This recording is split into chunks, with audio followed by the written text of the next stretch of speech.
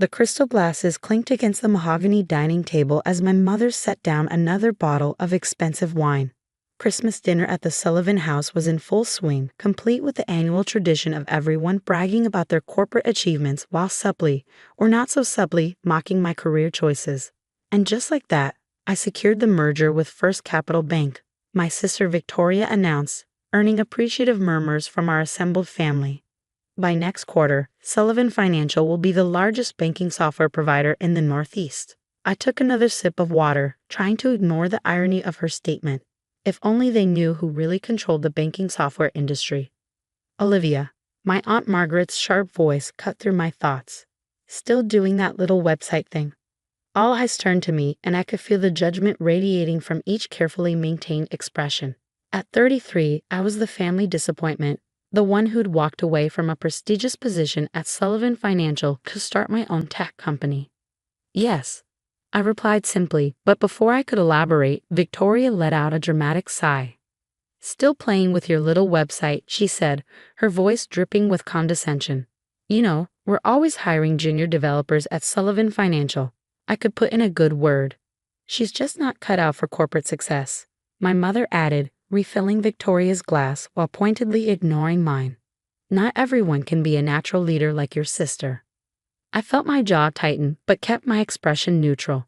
If they only knew that my little website was actually Nova Tech Solutions, one of the most sophisticated financial technology companies in the world, operating through a complex network of shell corporations and subsidiaries. Well, not everyone can be as successful as Victoria, my father chimed in, beaming at my sister. She's about to revolutionize the entire banking industry with our new security platform. Victoria preened under the praise, but I had to suppress a smile. Their new security platform, if only they knew who really owned the underlying technology. Actually, I said carefully, I have some news of my own. Oh darling, my mother interrupted, perhaps save the small updates for another time. Victoria was just about to tell us about the new corporate headquarters. I fell silent, watching as my sister launched into a detailed description of Sullivan Financial's expansion plans. Let them have tonight, I thought. Tomorrow would change everything. Later that evening, as I drove back to my modest apartment, the one my family assumed was all I could afford, my phone buzzed with an urgent message from Marcus, my chief technology officer. Everything's set for tomorrow. All systems are ready for the integration switch. They won't know what hit them. I smiled, thinking of the carefully orchestrated plan that would unfold in less than 12 hours. For 3 years, I'd operated in the shadows, building an empire while my family dismissed me as a failure. Novatech wasn't just another software company, it was the invisible giant that had systematically acquired controlling interests in key financial infrastructure across the country. And tomorrow, Sullivan Financial would discover that their precious new security platform was actually built on Novatech's architecture. The licensing agreement they'd so eagerly signed gave us complete control over their entire system. Victoria's triumphant merger announcement was about to become her biggest humiliation. I parked my car and took the elevator to my apartment. Not the real one in the penthouse of the city's most exclusive building, but the modest space I maintained for family visits. Inside, I opened my safe and pulled out the final documents for tomorrow's technical integration. The morning would bring the kind of dramatic revelation my family seemed to love so much, only this time the shock would be on them. My phone buzzed again. Another message from Marcus. Server migration is complete. By sunrise, every major bank in the Northeast will be running on our systems. I poured myself a glass of wine, not the cheap variety my family assumed I drank, but a vintage worth more than Victoria's monthly salary. Tomorrow would mark the end of Olivia the nobody, the family disappointment, the one who was just playing with websites. Tomorrow, they'd learn exactly who I'd become while they were too busy looking down their noses to notice my rise. I opened my laptop to review the final stage of our plan. 3 years ago, when I left Sullivan Financial, I'd seen what they couldn't. That traditional banking software was vulnerable, outdated, and ripe for disruption. I tried to tell them, to convince them we needed to innovate. You're just jealous of your sister's success, my father had said dismissively. Leave the real technical decisions to those who understand them. So I did. I left the company and started building something better, something that would revolutionize financial technology while they clung to their outdated systems. What they didn't know was that their entire infrastructure now depended on my company's technology. I brought up the dashboard showing our global network, thousands of servers processing millions of transactions across every major financial institution in the country, all of it hidden behind layers of shell companies and subsidiaries, with Nova Tech quietly pulling the strings. Tomorrow, when the final integration was complete, every transaction at Sullivan Financial would route through our servers. Every decision they made would require our approval. Every dollar they moved would flow through systems I controlled. My phone chimed with a family group text from my mother. Don't forget, Sullivan Financial's big announcement tomorrow. Victoria will be on CNBC discussing the merger. I smiled, imagining the very different announcement that would actually be made. The carefully crafted press release was already prepared, revealing Nova Tech as the true power behind the banking industry's technological infrastructure. Opening my real email, not the basic account my family knew about, but the secure server used by one of the most powerful CEOs in tech, I reviewed the message that would go out to all Sullivan Financial clients tomorrow morning. The one explaining that their accounts were now being managed by Nova Tech's superior systems. The one revealing that the little website they'd mocked had become the backbone of modern banking. I walked to my window, looking out at the city where I'd built my empire in secret. Tomorrow, everything would change. Tomorrow, they'd learn that sometimes the quietest person in the room is the one you should watch most carefully.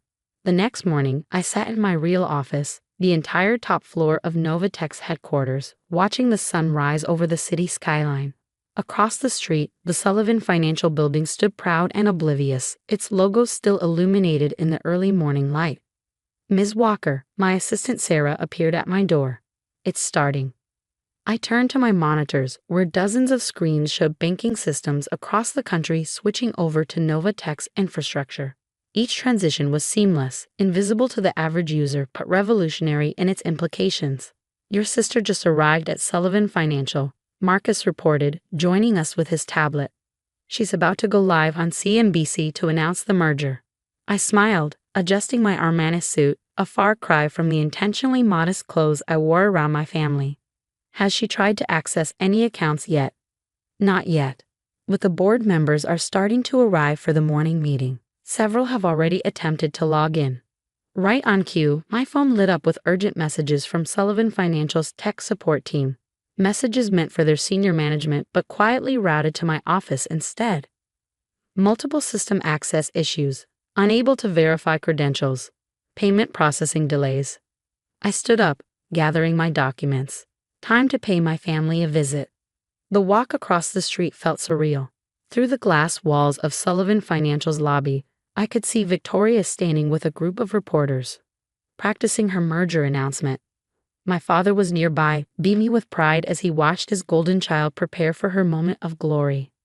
I stepped into the elevator, Marcus and Sarah flanking me with briefcases containing the evidence of our complete control over the banking system. The doors opened directly into the executive floor, where chaos had already begun to unfold. What do you mean all the accounts are locked? My father's voice boomed from the conference room. How can every single system be down? Victoria's interview prep had been interrupted, her perfect composure cracking as she barked orders into her phone. I don't care what it takes, get those servers back online now. I walked calmly into the conference room, followed by my executive team. Olivia. Victoria's voice rose an octave. What are you doing here? We're in the middle of a crisis. I know, I replied, setting my briefcase on the polished conference table. That's why I'm here. This is ridiculous, my father snapped. We don't have time for whatever small problem you're having with your website. Our entire system is down.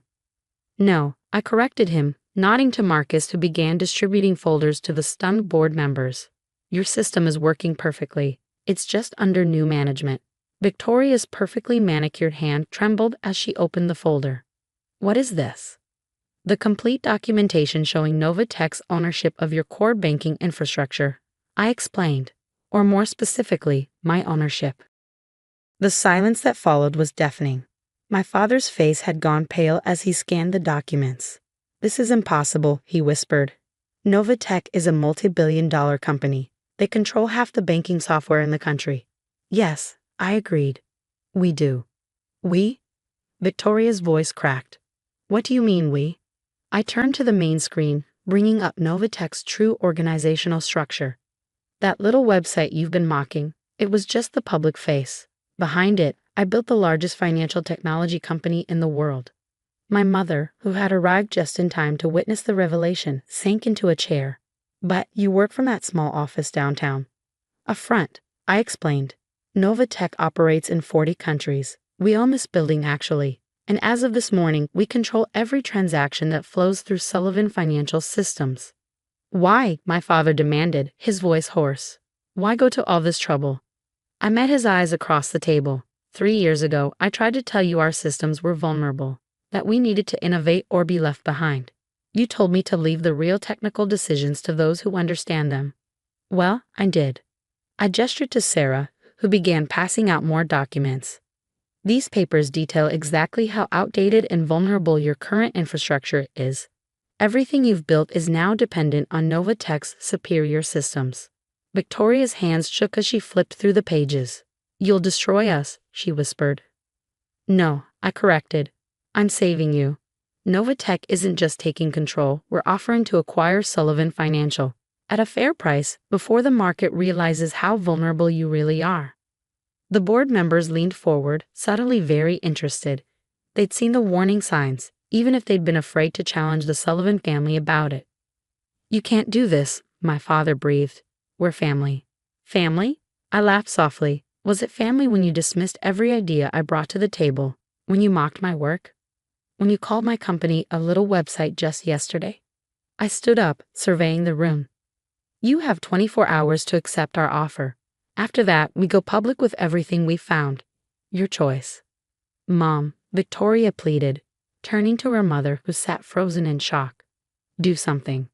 But there was nothing she could do, nothing any of them could do. Last night at Christmas dinner, I said, my voice carrying to every corner of the suddenly silent room, you laughed at my business. You spent years undermining me, belittling my achievements, assuming my silence meant weakness. I walked to the door, then turned back one final time. I want you to remember this moment. Remember that the daughter you dismissed as a failure now controls every dollar you touch. The next hour passed in a blur of signatures and legal requirements. Victoria was escorted to her office to collect her things, her perfect composure finally cracking as reality set in. My father avoided my eyes as he surrendered his executive credentials. My mother's designer handbag lay forgotten on the conference table. Later that evening, I stood in my office at Novatech, watching the sun set behind the city skyline. Marcus appeared with a glass of champagne, the same expensive brand my family had been drinking last night while mocking my career. Was it worth it? He asked quietly.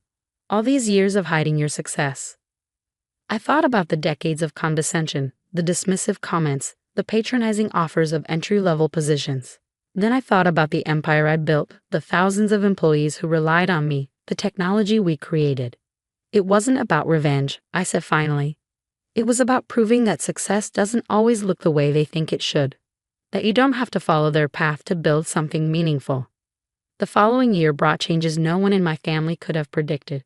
Sullivan Financial, under Novatech's leadership, transformed into a cutting-edge technology company. Victoria eventually found a mid-level position at another firm, hopefully having learned the value of humility. My parents, their banking dynasty shattered, stopped hosting their achievement-focused holiday dinners. And me? I kept building, growing, expanding, not to prove anything to them anymore, but because I discovered something they never understood. True success isn't about titles or family names or merger announcements. It's about creating something meaningful, something that lasts. These days, when people ask about my path to success, I tell them the truth. Sometimes the best response to those who underestimate you isn't to prove them wrong immediately. It's to build something so magnificent that when they finally realize their mistake, it's already too late to matter.